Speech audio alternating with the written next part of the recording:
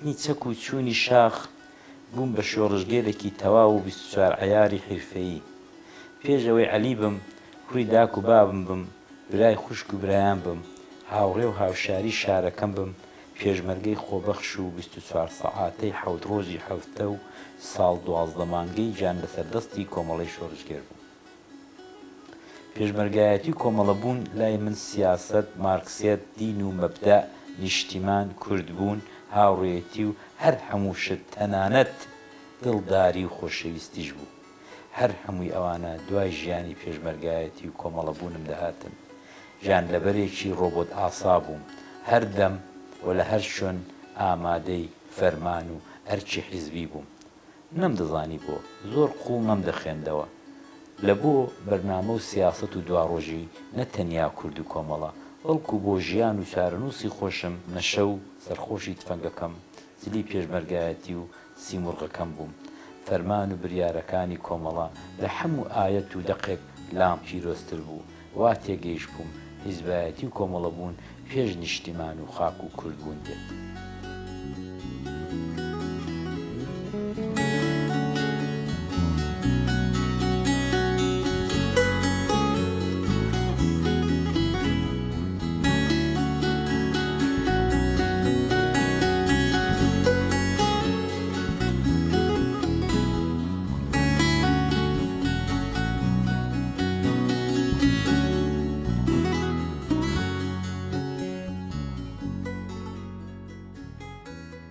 ئێمە بووین بە کۆمەڵە من بووم بە یەکەم مەفرەزەی پێشمەرگەی کۆمەڵە لە ساڵی 79 و دواتر لە نێو کۆمەڵیدا تا ئاخر و ئۆخری 84 و 83 ئەوانە کە ئیتر ئەوان حیزبی کۆمونیستیان دروست کرد. ئەمن پێم وانە بوو کە چونکە تەجروبەیەکی کورد و عەجەمم هەبوو کە عەجەم ناتوانێت ددانی خێر بە نەتەوەیەک وەکو کورد لێ ناو ئێرانەدا بنێت. بۆیە ئەمن نەکەوتمە ئەو بەڵایی کە منسووری حکمەتیە نای بۆ ناو کۆمەڵە و بەبێ یەک و دوو لەگەڵ ڕەفیقەکانم، لەگەڵ کاک سامەندی موعینی، لەگەڵ کاک ڕزای، لەگەڵ کاک حوسێنی، لەگەڵ کاک کەریمی زۆر بووین، زۆر هەمووی پێشمەرگەکانی ناوچەی مەهاباد و ئەوانە ئێمە لە کۆمەڵی هاتینە دەرێ ئیتر بڵاو بووینەوە. ئەمن دووبارە ئەو کاتی گەڕامەوە بۆ لێرە لە شارباژێر ڕێکخراوی سێی کۆمەڵەی ڕەنجدەر ئەو دەمی کۆمەڵی مارکسیلێنی بوو بە کۆمەڵی ڕەنجدەران ناوەکان گۆڕی بوو، ناوێکی باشتریان بۆ دۆزی بووە. ئەمن لە ڕێکخراوی سێی کۆمەڵی ڕەنجدەران لەگەڵ کاک ئەبوو شەهاب، ئیحسان نەجمەدین محێدین لەگەڵوی ماوەیەک مامەوە لەوێ و تاتر لە ئاخر و ئۆخری ساڵی 84 پەڕیوەی دەهەندەران بوو.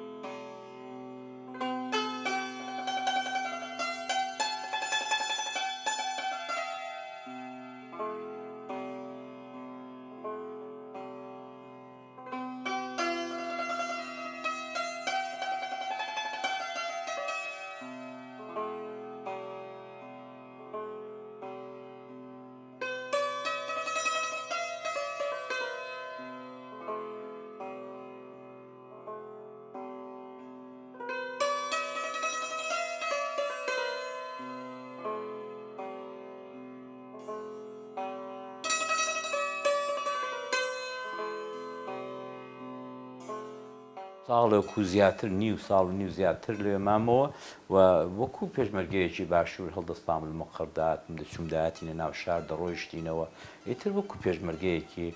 باشووری ئەمن لێرە مامەوە و زۆریشان حورمەت گرتم و زۆریشان میوانداری لێکردم بەڕاستی ماڵیان ئاوەدان بێت. من ئەو دەم هیچ سەرپەنایەکم نەبوو. دایک و باوکم لە خومینی گرپوونی تەبعیدی کردبوون، گیرا بوون لە شەرقی شمالی شەرقی ئێرانە لە دامغان و خوشکێکی 18 ساڵەشم گیرا بوو، ئیعدام کرابوو بە جورمی هەواداری کۆمەڵە و ئەمن بە هیچ شێوەیەک بۆم نەدەکرا بچمەوە ئێرانێ نەش دەچوومەوە چونکە سواربوون عیبێک و دابەزین عیبێکی خراپتر بۆیە ئەسنەوە نەدەهات دەمێشکمەوە دەمکوت ئینتحار دەکەم بەڵام ئەمن کۆمەڵم لە دەست چۆ قەیدە ناکە بەڵام لەو شاخ و شێوە بۆ خۆم دێگوزارێنم بە هەر بە گژوجا بەڵام بەخۆشیەوە برادرانی کۆنی کە مەخدۆز بووین ئی کۆمەڵی مارکسی لێنینی یا بڵم کۆمەڵی ڕەنجدەران فریام کەوتن کاک نوشیروان و کاگە بوشاب و کاک ئازاد هەورامی ئەوانە و ئەمن لە گرنیا و واندا حاوامەوە زۆر چاک حاوامەوە و ئەوان یەک کودوو بەبێەوەی کە هیچ فەرق و جودایەتێک بە میوان چاوم لێ بکەن وەکو یەکێک لە خوایان ئەمن چاویان لە من کردوە منیان وەرگر بە باوەچێکی گەورەوە بەڵامێتە دەو ماوەیەدا دایک و باوکم هەر لە زیندان بوون ئەمن ئاگام لیان نەبوو ئەو خوشکەم ئیعدام کرا زۆر بە نامردی ئیعدام کرا ئێستاش گۆڕەکەی هەر معلوم نییە ئەو ساڵ ئومەمی متحیدە لە ژینێڤ ئێمەی بان کرد چوین لەوێ داستانی ئەو کوژراوانەی ساڵانی هەشتا و سێمان بۆ باسکردن کە زیاتر لە هەفتا ئایلەن لە شاری مەهاباد کە کوڕ و کچە جوانەکانیان بە دەستێکی زۆر زۆر غەددار بە دەستێکی زۆر پیس ئیعدام کران بە حکمی ضد ئینقلاب ینی ضد دژە شۆڕش خومێنی دادگای بۆ دادەنان بە یەک و دوو دێکوت ئیعدام ئەبەد ئازاد ئاوە ئەوە محکەمەکەیان بوو کە خوشکی منیشتێک لەوانە بوو کە بە حکمیەوەی کە ئێمە کۆمەڵە بووین و ئەویش کۆمەڵە بوو و کادرێکی کۆمەڵی بوو و لایەنگرێکی کۆمەڵی بوو گرتیان کوشتی.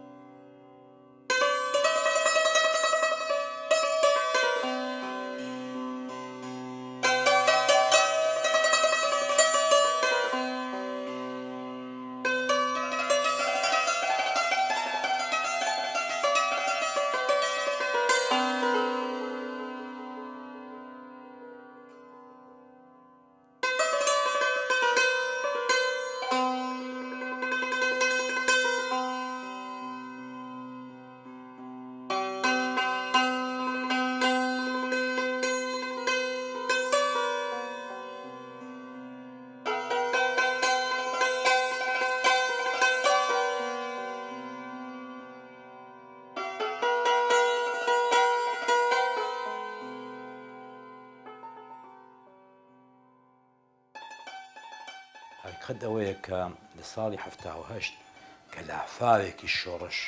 جادەکانی هەموو ئێرانی گرت و بە تایبەت جادەکانی ڕۆژهەڵاتی کوردستان سنە و سەقز و مەهاباد کە من زۆرتر لە ئەو دەم هاتبوومەوە مەهاباد و وەکو چالاکێکی سیاسی پشتم لە خوێندن کردبووە هەموو ڕۆژە لە مزاهرەکاندا بووم هەموو ڕۆژە لە قەندیلی هاتوچەی برادرانم دەکردو بۆ کاروباری لۆجستیکی و ئەوانە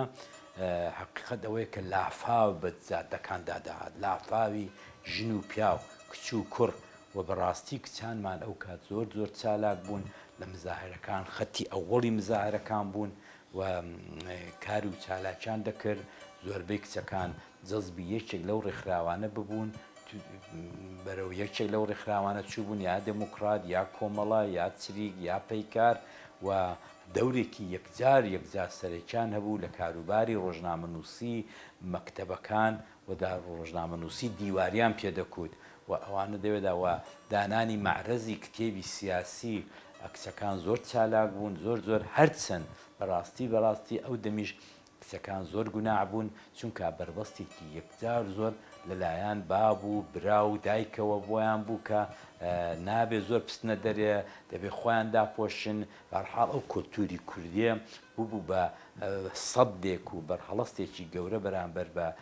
کچەکانمان بەرامبەر بە ژنەکان و ئەوان لە دوو لاوە خەباتیان دەکرد خەباتێک بە دژی حکوومەت بە دژی شا خەباتێک بە دژی ئەو کۆلتورە سەقەتەی کە بەسەریاندا سەپا بوو کە تۆ دەبێت خۆت داپۆشی کە تۆ نابێ بچی دەرێ کاری سیاسی پیاوانە کاری سیاسی بۆ تۆ نابێ ئەوە لە هەردوو لاوە ئەوانەدا مەنگەنەدا بوون لەژێر فشاردا بوون بەڵام خۆشبەختانە بەشێکی زۆریان جەزبی پێشمەرگایەتی بوون و کۆمەڵەی ئێرانیە کۆمەڵەی شۆڕژگەر یەکەم حیزب بوو کە توانی دەستە کچەکان چەکدار بکە و حتا کچی زۆر قارەمانمان دواتر لە لە شەڕەکاندا لە مەسلەی گوردانی شواندا کە لە هەڵەبجە تووشی ئەو کارە ساتەی بوون بەشداری شەڕیان دەکرد بەرپرسی ئەسکەریان تێدا هەڵکەوت بەرپرسی سیاسیان تێدا هەڵکەوت وەکو پێشمەرگە و نووسەریان تێدا هەڵکەوت ڕۆمان نووسیان تێدا هەڵکەوت ئەوە هەنگاوێکی یەکجار گرنگ و مێژووی بوو بۆ کچەکانمان کە ساڵی 79 هاتنە ناو پرۆسەی سیاسی هاتنە ناو پرۆسەیەکی شۆڕژگەڕێەوە.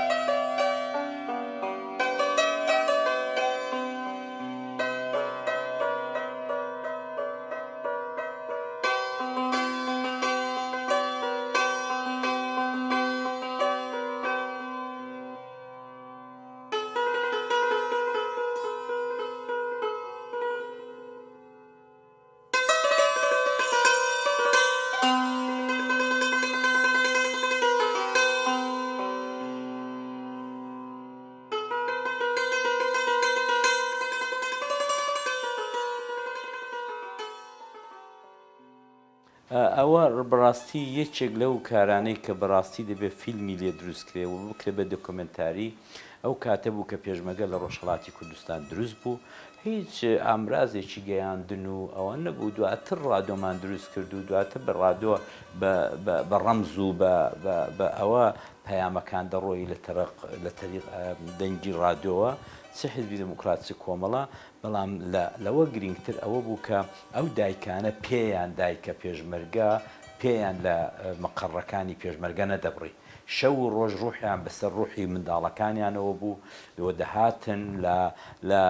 لە خواردن لە جێل لە هەموو شتێکەوە دایانهێنا لەگەڵ خۆیان من لەو کتێبەی ئاخرێدا سنوورە ژێر پێخراوەکان بە وردی باسی ئەو دایکانم کردوکە چۆن داهاتن بۆ لای مە بە چلەی زستانی موکریان کە بەڕاستی هەر بەزار خۆشە ژێر ناقیسی دەرەجە و چل دەرەجە تا ئێرە بەفر بەڵام ئەو دایکانە بەڕاستی ئازایانە هاتن بەرەو پیری کوڕەکانیان کچەکانیان لە شاخ و لەوەش گرنگتر کە دەڕۆیشنەوە هەر یەکەی ئەوەندەیان نامەی بوخچەکراوە ئەو نامانەی کە بە تێی دەپێچرانەوە ئەو نامانیان دەبردەوە بۆ تەشکیلاتی ناوخۆ و دایان بردەوە بۆ لایەنگرەکانمان دایان بردنەوە بۆ چالاکیە کە قەرارە بکرێت ئەمە تەنیا ڕێگای ئامرازێکی ئەوە بوو کە بتوانی بەیەکەوە بیگەێنینەوە پایان دەکتن پیک یعنی پیک ینی فرستادە یانی ئەو کەسێک کە شتێک دەنێرێت و ئەوانە بەڕاستی چەندانیان کەوتە مەسەن وەکو دازارای حەسەن خاڵی بەو تەمەنەیەوە کەوتە زیندانەوە کە کوڕەکانی لە شاخی بوون یا کە کچێکیشی بەداخەوە شەهید بوو کوڕێکی شەهید بوو و کوڕێکیشی ئەو ڕۆژانە لە ئاڵمانیا بۆ خۆی کۆچی دوایی کرد یعنی ئەوانە زۆر بوون ئەو دایکانەکە بەڕاستی ببوون بە باڵێکی بە قووەتی ئامرازی ڕاگەیاندن لە نێوانی ڕێخستنەکانی ناوشار و ڕێخستنەکانی شاخ و ئەوانە ریسک و مجازەفەیان دەکرد بە بوونی خۆیان و زۆر جاران لێیان دەگیرا و تووشی ئەشکەنجە و زیندان دەبوون بەو تەمەنەیەوە ئەمە یەکێک لە ڕێگاکان بوو دواتر کە ڕادۆ دانرا و ڕادۆ دەوە کارکەوت چێ حزبی دموکراسی کۆمەڵە لە تەریق ڕادۆوە بە ڕەمز بە زفرە شتی ئاوا پەیام دەگەیش بە ئەو کەسانێک کە لە ناوەوە یا لە ناوچەیەک بۆ ناوچەیەکی دیکە دەبوو پێیان بگە نامەکە و ئەوان کۆدیان هەبووە لەو کۆدانیان لە کنیەکدا دەنا کۆدەکان دەبوو بە مەسیجەکە دەبوو بە پەیامەکە و پەیامەکەیان دەخێندەوە دەنا بەڕاستی زەعیف بوو ینی ئەگەر خۆشبەختانە دێ بەڵام ئەو دەم باشتر بوو چونکە ئێستا هەبایە ئەو پێشبگاتەوە بەهۆی ئەو تەکنۆلۆژیایەوە هەمومان کەشف دەبووین و ئێستاوە تۆ دەبینی بە بەهۆی ئەو تەکنۆلۆژیایەوە GPS وانە تۆ دەبینی کە ڕۆژانە برادرانی شاخ و چێوەکانمان لەوێت بزانە تووشی چ دەبن درۆن هەموو ڕۆژە لێیان دەدا درۆن هەموو ئەمە چێمە ئەمە سورعەتی ئامرازی سورعەتی پێگەیشتنی ئامرازە ڕاگەیاندنەکانە چونکە ئەو دەم پێ باشترە ئێستا لەو تەکنۆلۆژیایی کە ئێستا هاتووە ئەمە فقط بۆ دەوڵەتان باشە بۆ ئێمەی شۆڕژگێر و بۆ ئێمەی گریلا و پێشمەرگە ڕەنگە زۆری قازانز نەبوو بێت تاوەندەی قازانجی بۆ داگیرکەرەکان و بۆ دەوڵەتە زاڵمەکان بوو بێت.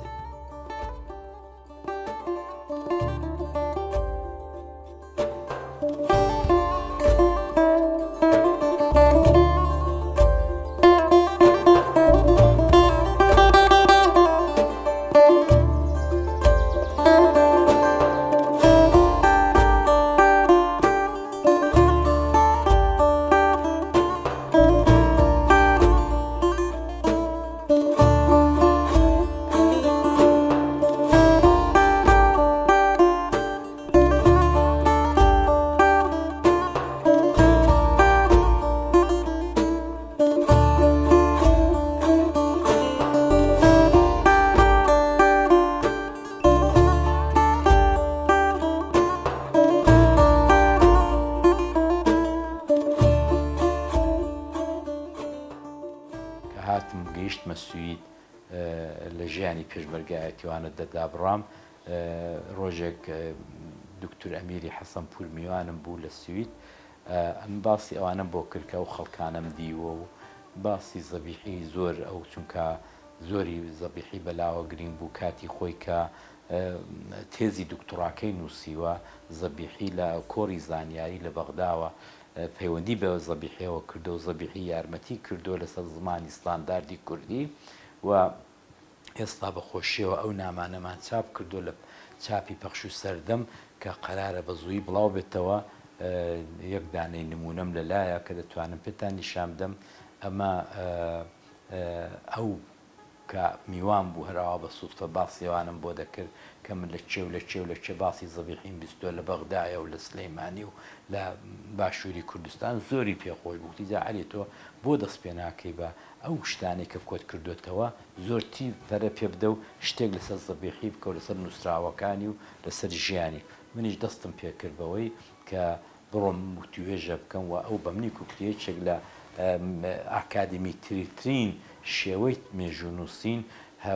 ئۆڕاڵ هیستوریا یا زمانی کوردی خوێندنەوەی مێژووی زارەکی ئیتر ئەوەی لێ بەرهەمهات کە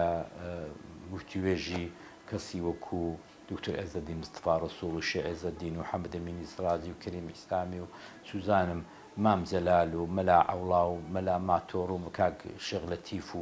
زۆربەیانی تێدایە کە ئەمن وەک خۆی بە ئەمانەتەوە دام ڕشتۆتەوە و نووسیمە و ئەوە لە ساڵی 99 لە چاپخانەیەک بە نێوی زاگرۆس لە سوید چاپ کرا و بڵاو کرایەوە کە تا ئێستا کوونێش تەڕەفداری هەیە و خەڵک داوای دەکەن ئەگەر مابێت بەڵام چاپی دووەمی لێرە وەزارەتی ڕۆشنبیری بەرەی سەوز کردی ساڵی 2005 کە بەقەدوەی جوان نییە بەڕاستی ئەوە نەرم و خۆش و جوانترە کاغەزەکەژی و بەڵامی تر هەیە دەتوانن پەیدایک.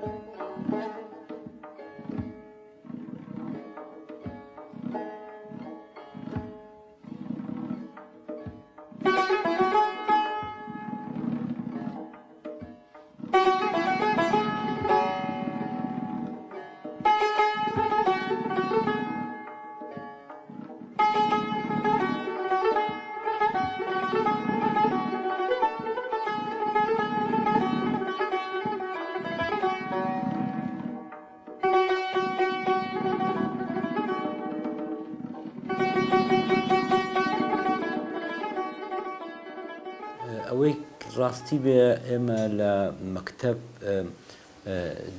دەرسێکمان هەبوو پێیان دەکوت ئینشانووسین ئینشانووسی مثل مامۆستاکە دەهات دەکوت بە فارسی دەکوت باسی بەهار بکەن باسی مەسەلەن شارەکەتان بکەن باسی ناومە من لەوێدا نوع نووسینێکم هەبوو کە سرنجی ڕادەکێشە ناڵم شتێکی سەیر بەڵام ئێستاش پێم وابێ ئەو باشە خراپە دەمەدا هەیە کە لە نووسیندا سرنج ڕادەکێشە لە قسەکردندا سرنجی خەڵک دەتوانم بۆ لای خۆم ڕاکێشم ئەو بوو کە من لەوێدا کە پێیان دەکوت دەرسی ئینشا ئیملا و ئینشا من باش بووم دواتر لە پێشمەرگایەتیدا ئەو بەزمە نەبوو هیچ بڵێ مەجای نووسین و مەجای ئەو هەر هیچ ئەوانەی کە بڕوایان بە شێعر و شتیوا بوو بۆ خۆیان دادەنیشتن لەسەر تەختە بەردێکی یا لە قونجبینێکی ئیلهامیان بۆ دا شێعرێکیان دەنووسی و ئەوە نەبووم نائەسڵن بەڵام دوایە کە پەڕیوەی هەندەران بووم وردە وردە دەستم کرد بە مەقالە نووسین وتار نووسین لەو چەند جەریدانەی کە هەبوو مەسەلەن وەکو گزینگ و وەکو پەیام و وەکو ئەو جەریدانەی هەتاوی کاکەماڵ میراود ئەوانەدا بە تایبەت لە گزینگدا لە پەیامدا لە ئەواندا وردە وردە وتارم دەنارد بۆ نووسینەوانە دواتر وتارێکی زۆرم نرد بۆ نووسراوەکانی باشوور وەکو مەسەلەن کوردستانی نوێ وەکو ئاسۆ وەکو هاوڵاتی وەکو ئاوێنە ئیتر جارجار شتم بۆ دەناردن دەو ئاخرانەشدا ئیتر زۆرتر زیاتر کە مەعارزە دروست بوو لە باشووری کوردستان لە ڕۆژنامە چالاک بووم لە ڕۆژنامە وتارم دەنووسی وتارەکان بڵاو دەبوونەوە لە ڕۆژنامە ئەهلیەکانیشدا هەر عینی شت نووسینم هەبوو ئیتر پێشم کوتن کە هەر لە ساڵی 92ەوە 93ەوە دەستم کرد بە ڕۆژنامە نووسێکی شەفاهی یا بڵێن زارەکی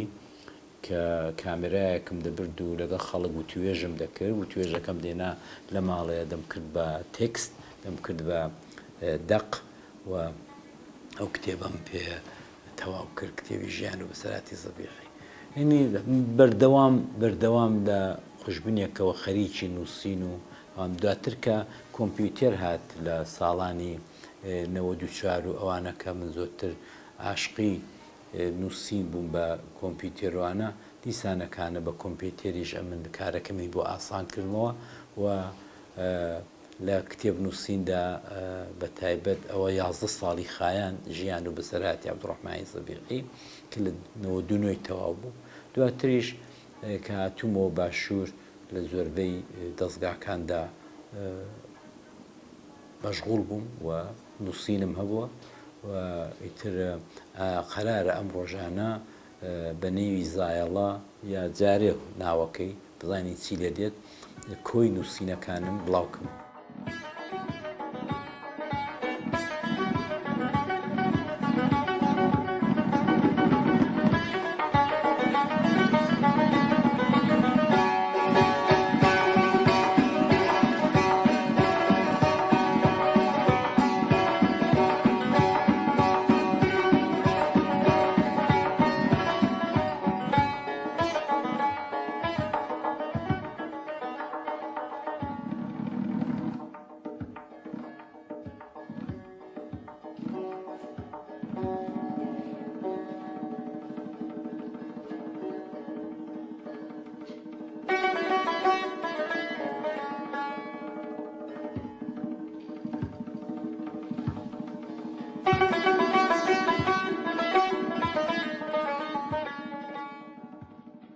وڵی نووسینەکان یەکجار زۆرن یەکجار ینی تەقریبەن برادێک کۆی کردوێتەوە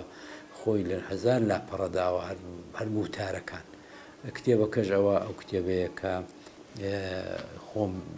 سەرگوزەشتەی خۆم نووسیوە بنویسن و لە ژێر پێخراوەکان کە ئەوە تازە پارەکانە بڵاو بۆ ئەیلولی پارەکانە ئەوی دیکە ژیان و بەسەراتی زەبیحێکار ئەو بەشی تاریخێکی شفاهیە زارەکیە ئەوی دیکە ئەو ئێستا بڵاو نەبووتەوە لەسەر زمانی کوردیە کە هەڵم شێلاوە ئەوەش 2017 لە عەرەبیڕا لەگەڵ کاک حەسەن جوودی کردمانە کوردی و عەرەبێکەش یەر تێدایە ئەوەش بە یادی مامۆستا زەبیحی کە چۆن بەگشت ئەو شوعیانە داهاتوتەوە لە سووریای کە پێیان وا بۆ کورد ئومەنیە کورد میلەت نییە بۆ میلەت نابێ ئەوانم کوردستان کتێبێکی دیکە هەیە کە خەریکم شەو ڕۆژ خەریکم ئەویش کۆی نووسراوەکانی خۆمە لە دوو تۆی کتێبێکدا لە دوو توێی کتێبێکدا قرارە چاپی بکەم کە تا ئێستا سپۆنسۆرم بۆ نەدۆزیوەت.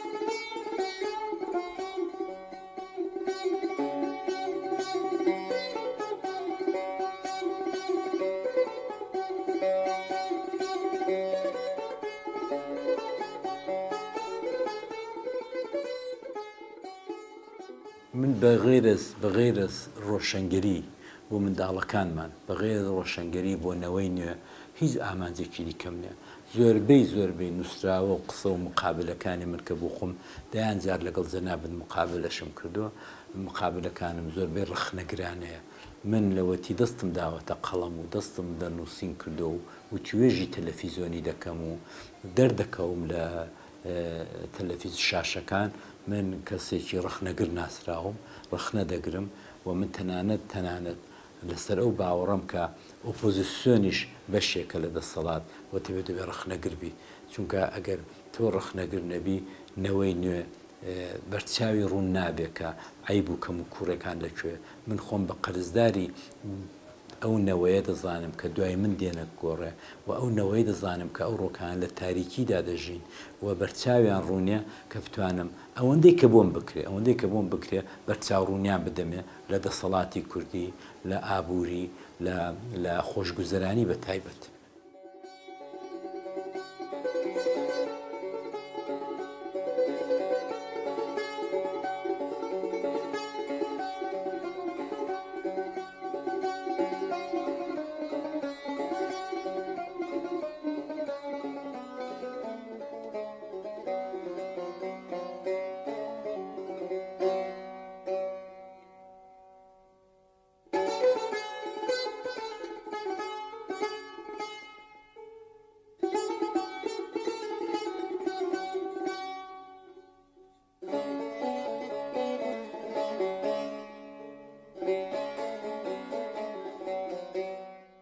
بۆت نووسی بووم بۆت بنووسم من چێم دوندی قەندیل گۆڕەپاونی هەڵگر نیم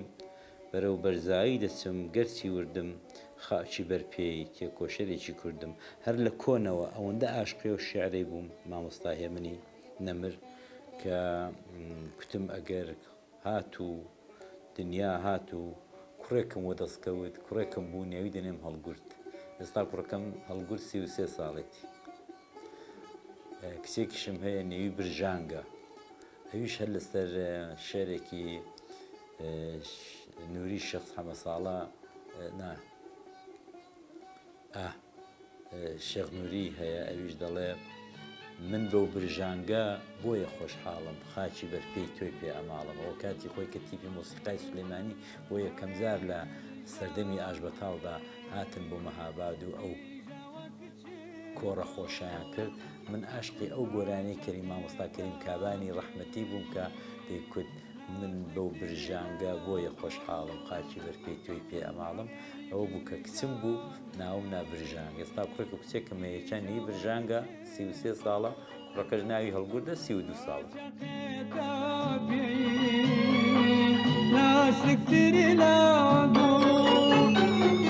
من بەو برژانگە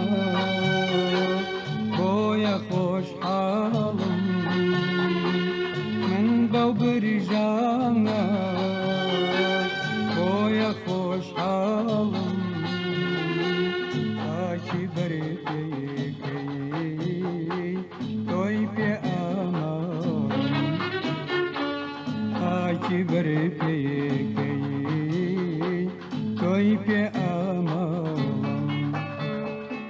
خەبات و جوڵانەوەی یەک بە دواییەکی سەدەی ڕابردووی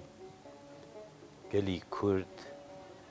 لە هەموو بەشەکان و لە هەموو جیهاندا ڕاستیەکمان پێ دەڵێ کەویش ئەوەیە کە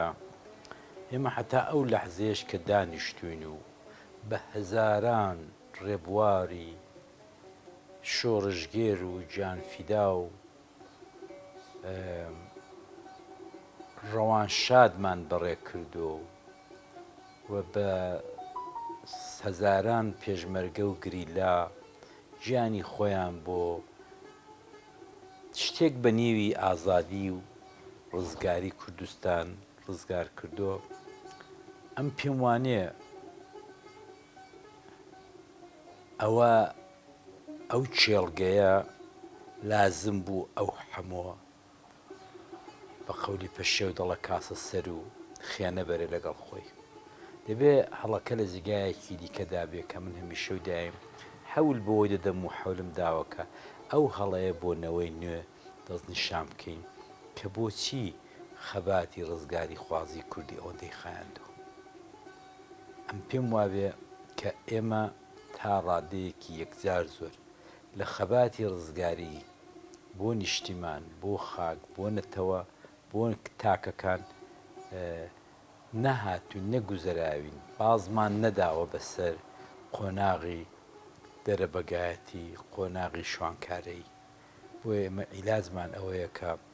دەرباز بین لەو قۆناغا و نەوەی خۆمان بەوە پەروەردە بکەین کە بە ئیرادە و بە چاوکراوەیی بە کورتی بڵم گەیشتومە و قەنەعەتی کە ئێمە پێویستیمان بە ڕۆشنگەرێکی بەرفراوان هەیە و پێویستیمان بەوەی هەیە کە نەوەکانمان بە چاوی کراوەوە پەروەردە بکەین.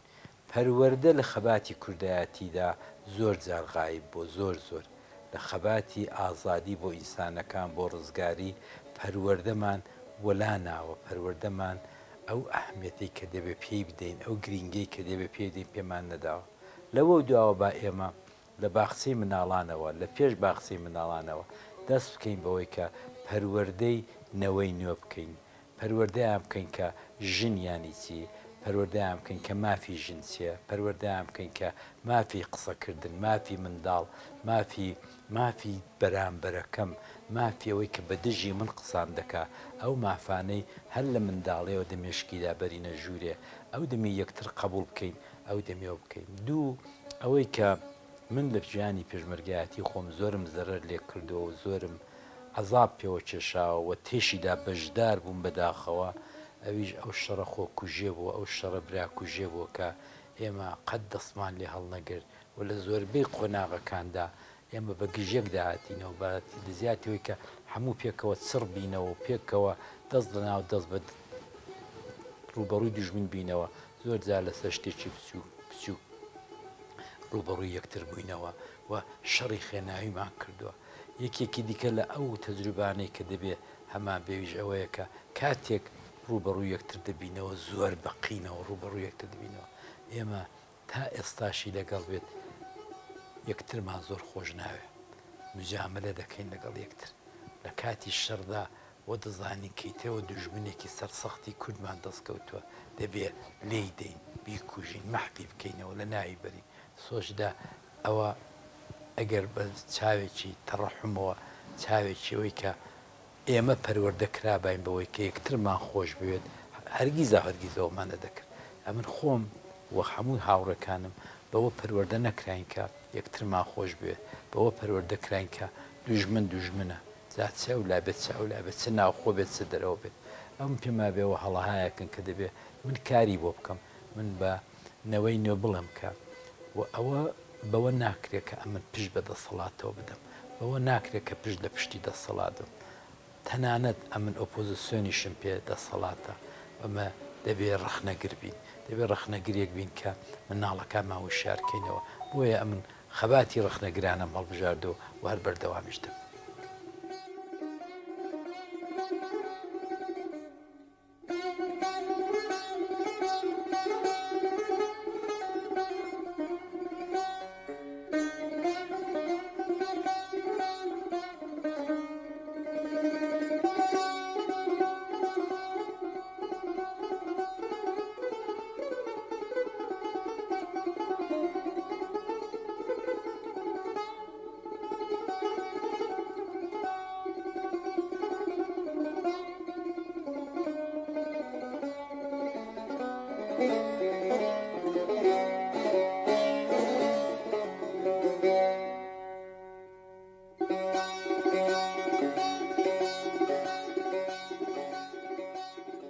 ئەوەی کە پاڵپشتی من بۆ ژیانی سیاسیم کۆمەڵایەتیم کەسێکی ئەوەی کە هەم عەلیم و کۆمەڵایەتیم لێ دەرچووە یا سیاسیم لێ دەرچووە نووسەرم لێ دەرچوێتێک لە مەرحەلەی ئەوەڵدا لە مەرحەوەدا پاڵپشتی سەرەکیم دایکم بوو ڕعنای زەبیحی کە بەداخەوە کۆچی کردووە و ئەوی دیکە کە پاڵپشتم بووە و دەعمی کردوم و لەگەڵم هاتووە شان بەشان لە خەباتی ئەو چل ساڵی ڕابردووم هاوسەرەکەم بۆ بنی پڕشەنجی بلووری کە بۆی ئیسانێکی ڕۆشنبیر و سیاسی و تەنانەت زیندانی سیاسیش بوو.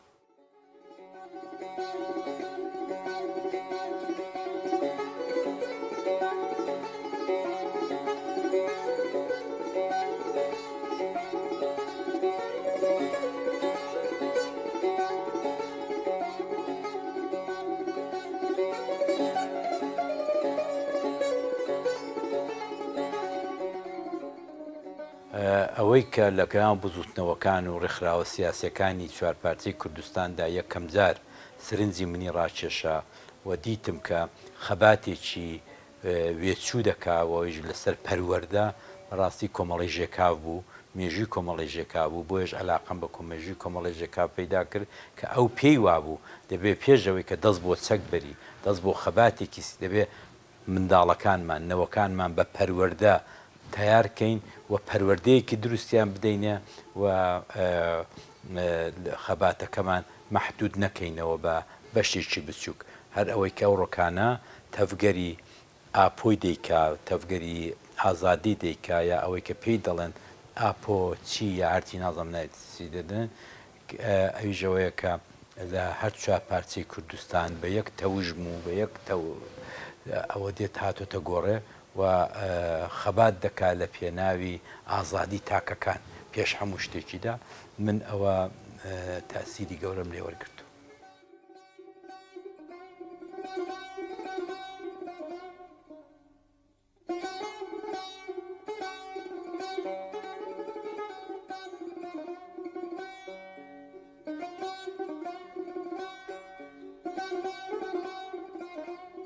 خیانەت لە ناو کووردا بە سەرەتانی نێو دەبم هەمیشە دایم لە وتیوێژەکانم داکتومە و ئەویش ئەوەیە کە سەرکردەیە کەسێک پێشەوەی کە مناڵە هەژار و مناڵە فەقیرەکەی لەبەر چاو بێت ئەوی تێرکە مناڵی خۆی تێرکە ئەوەیە کە ئەو ڕۆکانە لە ماڵی بارزانی دەیکەن و پێش ئەوەی کە میلەت مەعاشی هەبێ پێش ئەوەی کە تاچی کورد خۆشگوزەرانی هەبێ زانکۆی هەبێ ئەوان زانکۆ بۆ خۆیان دروست دەکەن کۆشک و سەرسەرا بۆ خۆیان دروست دەکەن لەوەی گەورەترم هیچ خیانەتێک بە دایکی نیشتیمان شک نابم توکاوی دیکە ڕەنگە سەومان کردێ من هەدە هەڵەیەکم کردێ خەتایەکم کردێت جوبران دەبێتەوە بەڵام ئەوەی کە ئەوان ئاوا بە ئاشکرا بەروبوومی میلەت بۆ خۆیان دەبن ئەوە هیچ ڕحمێکی تێدانێ بۆ دایکی نیشتیمان.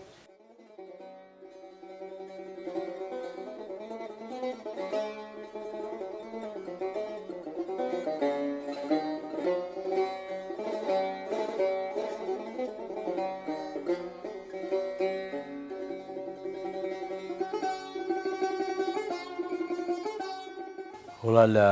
مەرحەلەی ئەوەڵدا ئەمن بە کەسایەتی کاک نوێشیروان و کاک ئارام کە زوو لەوانەوە دەستم پێ کرد معجزی بووم دواتر هەندەی نەبرد هەر بە فاسلەی 5-6 مانگ